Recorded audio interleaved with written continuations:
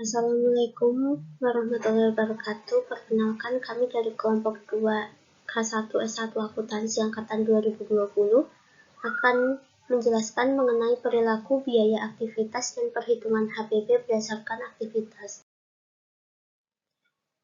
di mana akan ada dua bab yang dibahas, yaitu bab 1 dan bab 2, di mana bab 1 itu mengenai akuntansi berdasarkan aktivitas dan bab 2 mengenai perhitungan biaya berdasarkan aktivitas, dengan kelompok Anhesa Rinta DP dengan NPM 20101040033, Rohmatun dengan NPM 20101040029, dan Setia Ragil Saputri dengan NPM 20101040047. Bab 1 akan menjelaskan mengenai 5 poin. Yang poin pertama adalah dasar-dasar perilaku biaya, poin kedua aktivitas, penggunaan sumber daya dan perilaku biaya, yang ketiga metode untuk memisahkan biaya campuran menjadi komponen tetap dan variabel, dan yang keempat regresi berganda, dan yang terakhir adalah penilaian manajerial.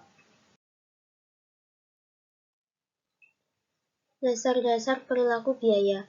Perilaku biaya atau cost behavior adalah istilah umum untuk mendeskripsikan apakah biaya berubah seiring dengan perubahan keluaran. Dibagi menjadi 4. 1. Biaya tetap, biaya yang jumlahnya sama ketika keluaran berubah. Biaya yang dalam jumlah keseluruhan tetap konstan dalam rentang yang relevan ketika tingkat keluaran aktivitas berubah. Rentang yang relevan atau relevant range adalah rentang keluaran di mana asumsi hubungan biaya per keluaran berlaku. Biaya tetap dapat berubah, tetapi perubahan itu tidak bergantung pada perubahan keluaran yang bervariasi.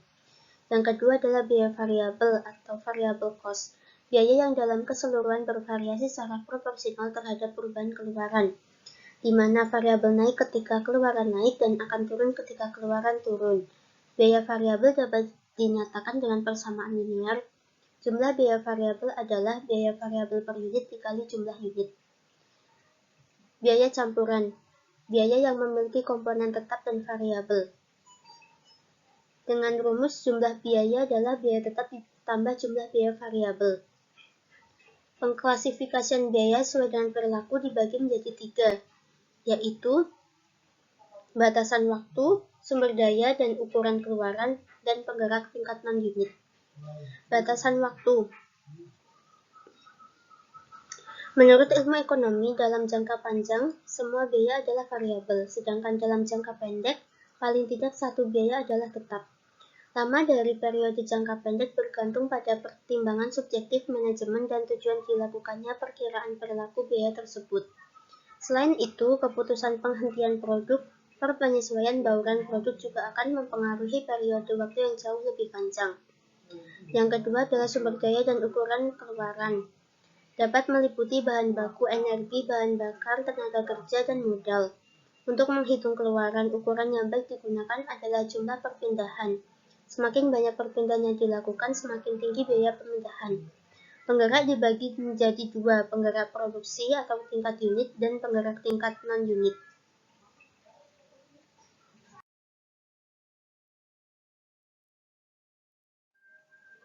Aktivitas, penggunaan sumber daya, dan perilaku biaya. Kapasitas adalah kemampuan aktual atau potensial untuk melakukan sesuatu, di mana dalam aktivitas yang dideskripsikan adalah jumlah aktivitas. Tingkat yang efisien atas kinerja aktivitas disebut kapasitas praktis. Hal yang mempengaruhi ada 4. Yang pertama, sumber daya fleksibel atau flexible resource. Diperoleh dari pihak luar dan tidak membutuhkan komitmen jangka panjang untuk membeli sejumlah sumber daya tertentu, sehingga organisasi bebas membeli hanya sebatas jumlah yang dibutuhkan. Jumlah sumber daya yang dipasok pun sama dengan jumlah yang diminta, sehingga jumlah biaya sumber daya naik ketika permintaannya naik. Yang kedua, sumber daya terikat. Sumber daya yang dipasok sebelum penggunaan didapat dengan menggunakan kontrak eksplisit atau implisit untuk memperoleh sejumlah sumber daya tertentu, tanpa memandang apakah jumlah sumber daya yang tersedia digunakan secara penuh atau tidak.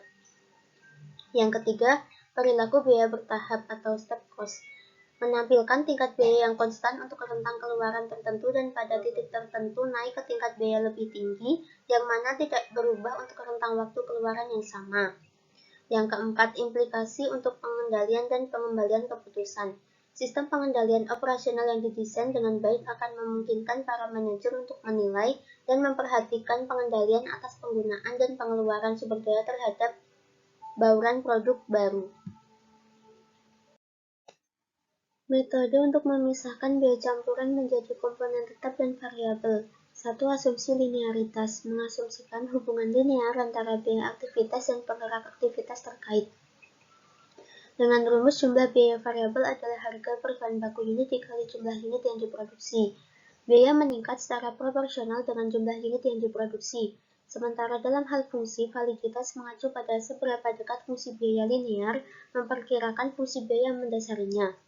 Dengan rumus jumlah biaya adalah biaya tetap ditambah biaya variabel per unit dikali keluaran. Keterangannya, jumlah biaya adalah variabel terikat dan pendiri variabel atau biaya yang akan diperkirakan.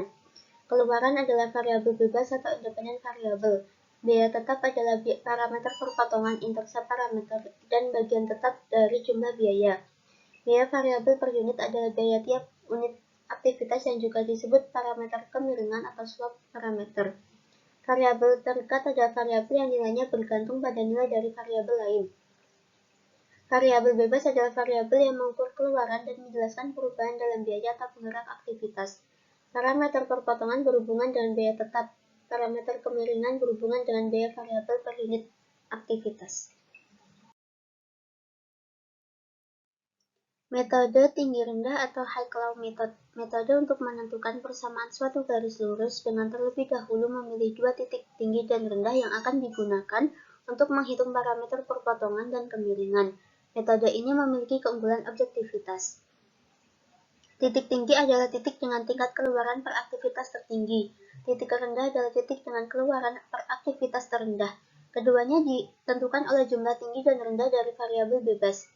Biaya variabel per unit adalah perubahan biaya dibagi perubahan keluaran. Biaya variabel per unit adalah biaya tinggi dikurangi biaya rendah dibagi keluaran tinggi dikurangi keluaran rendah.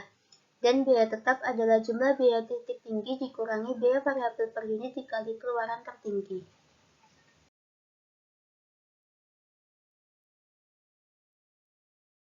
Untuk metode yang ketiga yaitu metode scatter plot.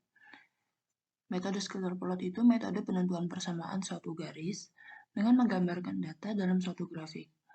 Langkahnya adalah dengan menggambarkan titik-titik data sehingga hubungan antara biaya penyetelan dan tingkat aktivitas data dapat terlihat atau disebut dengan graphic scatter. Tujuan metode ini untuk melihat apakah asumsi hubungan linear wajar atau tidak. Keunggulan metode ini adalah memungkinkan pengguna untuk melihat data secara visual. Untuk rumusnya, jumlah biaya sama dengan biaya tetap ditambah dalam kurung biaya variabel per unit dikali waktu penyetelan. Untuk yang keempat, metode kuadrat terkecil atau method of least squares. Metode ini tuh mengidentifikasi garis yang paling sesuai.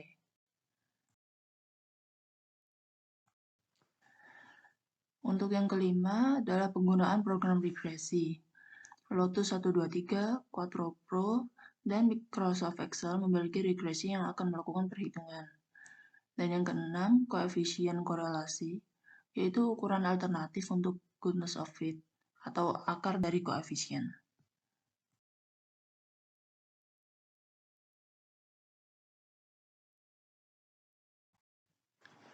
Kemudian ada regresi berganda atau multiple regression. Itu jika kuadrat terkecil digunakan untuk membuat persamaan yang melibatkan dua atau lebih variabel penjelas. Untuk rumusnya, jumlah biaya sama dengan B0 ditambah dalam kurung B1 kali X1 ditambah B2 kali X2 dan seterusnya. Untuk keterangannya, B0 adalah biaya tetap atau potongan. Untuk B1, B2, B3, dan seterusnya adalah biaya variabel per unit. Dan untuk X1, X2, X3, atau X seterusnya adalah variabel bebas. Sebab berikutnya adalah penilaian manajerial. Metode ini memiliki banyak bentuk karena beberapa manajer sederhananya menentukan biaya aktivitas tertentu menjadi kategori tetap dan lainnya menjadi kategori variabel tanpa menghiraukan kemungkinan biaya campuran. Untuk kemungkinan lain adalah manajemen mengidentifikasi biaya campuran, dan membagi biaya-biaya ini dalam komponen tetap dan variabel, dengan memutuskan bagian biaya yang merupakan biaya tetap dan variabel. Keunggulan dari metode penilaian manajerial adalah untuk memisahkan biaya tetap dan variabel yang terletak pada kesederhanaannya. Bab selanjutnya terdiri dari 7 subbab. Yang pertama biaya per unit, lalu ada perhitungan HPP berdasarkan fungsi.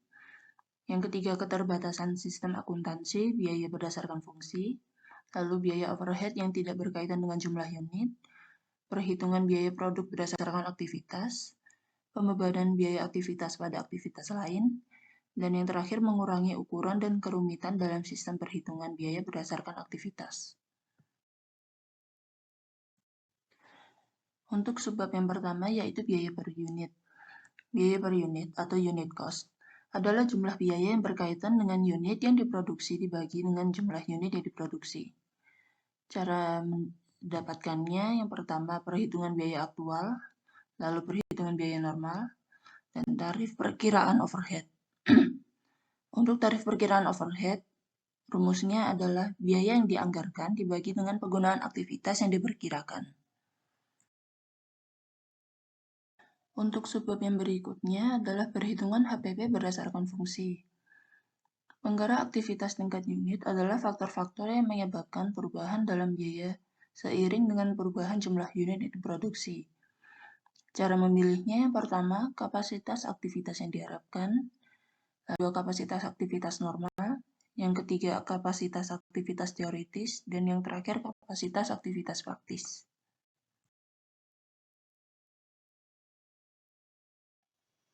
Selanjutnya tarif keseluruhan pabrik.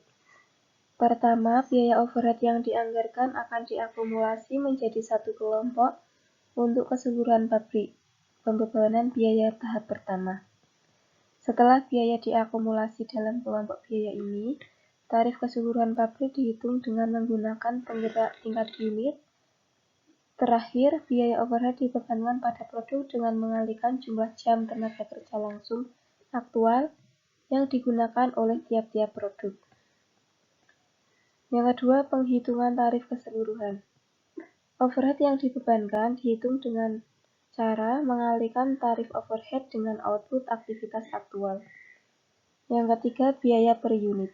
Biaya per unit suatu produk dihitung dengan menjumlahkan biaya utama produk pada biaya overhead yang dibebankan, kemudian membagi jumlah biaya ini dengan unit yang diproduksi. Yang keempat, tarif departemen. Pada tahap pertama, biaya overhead keseluruhan pabrik dibagi dan dibebankan pada setiap departemen produksi dan membentuk kelompok biaya overhead departemen. Pada tahap 2, overhead dibebankan pada produk dengan mengalihkan tarif departemen dengan jumlah penggerak yang digunakan departemen terkait. Jumlah overhead pabrik yang dibebankan pada produk secara sederhana adalah jumlah dari banyaknya overhead yang dibebankan pada setiap departemen. Yang kelima, penghitungan tarif departemen. Jumlah overhead yang dibebankan untuk setahun adalah jumlah yang dibebankan pada setiap departemen. Selanjutnya adalah keterbatasan sistem akuntansi biaya berdasarkan fungsi. Distorsi biaya produksi bagi beberapa perusahaan dapat merugikan perusahaan, terutama bagi perusahaan yang dikarakterisasikan oleh peningkatan atau ketatnya tekanan persaingan yang kerap terjadi pada tingkat global, perbaikan berkelanjutan, TQM, kepuasan pelanggan, dan teknologi canggih. Terdapat dua faktor utama yang menyebabkan ketidakmampuan tarif keseluruhan pabrik dan departemen berdasarkan unit untuk membebankan biaya overhead secara tepat. Yang pertama yaitu proporsi biaya overhead yang tidak berkaitan dengan unit terhadap jumlah biaya overhead adalah besar. Yang kedua, tingkat keanekaragaman produknya besar. Selanjutnya adalah biaya overhead yang tidak berkaitan dengan jumlah unit. Penggerak aktivitas adalah faktor-faktor yang mengukur pemakaian aktivitas produk dan objek biaya lainnya.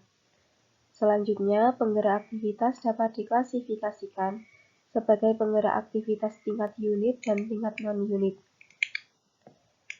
1. Keanekaragaman produk. Berarti produk menggunakan aktivitas overhead dalam proporsi yang secara signifikan berbeda. Proporsi setiap aktivitas yang digunakan suatu produk didefinisikan sebagai rasio konsumsi. Yang kedua, perbandingan biaya produk berdasarkan fungsi dan aktivitas. Pembebanan biaya berdasarkan aktivitas merefleksikan pola konsumsi overhead secara lebih baik sehingga biaya lebih akurat. Perhitungan biaya produk berdasarkan aktivitas. Yang pertama, mengidentifikasi aktivitas dan atributnya. Pengidentifikasian aktivitas biasanya dilakukan dengan mewawancarai para manajer atau para wakil dari area kerja fungsional. Atribut aktivitas adalah biaya keuangan dan non-keuangan yang mendeskripsikan aktivitas individual. Yang kedua, pembebanan biaya pada aktivitas. Biaya sumber daya pada aktivitas perlu dibebankan dengan menggunakan penelusuran langsung dan penggerak. Penggerak sumber daya adalah faktor yang mengukur pemakaian sumber daya oleh aktivitas.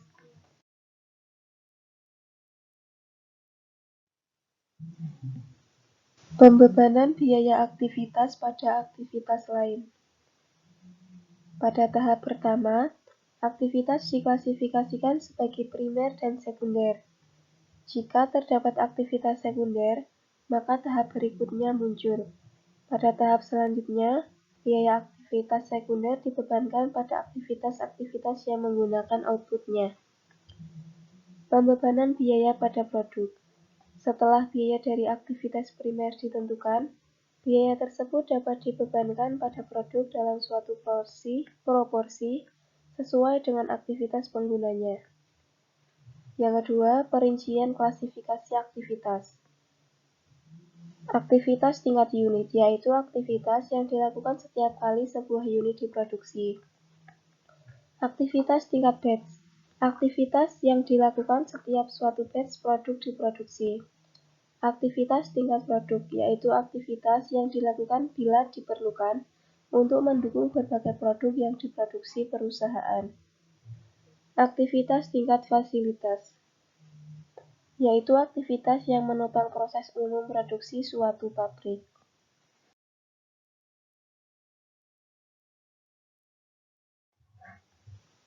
Mengurangi ukuran dan kerumitan dari sistem perhitungan biaya berdasarkan aktivitas.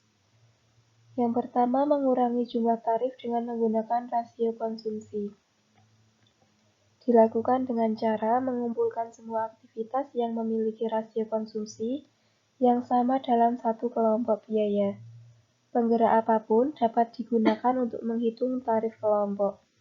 Yang kedua, mengurangi jumlah tarif melalui aproksimasi efisi.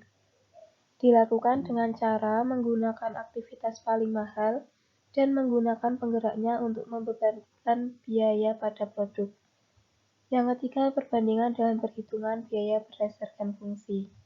Pemakaian overhead oleh produk diasumsikan untuk dijelaskan hanya dengan penggerak aktivitas berdasarkan unit. Untuk tarif keseluruhan pabrik, hanya satu penggerak yang digunakan untuk membebankan biaya. Demikian presentasi dari kami. Kami akhiri. Wassalamualaikum warahmatullahi wabarakatuh.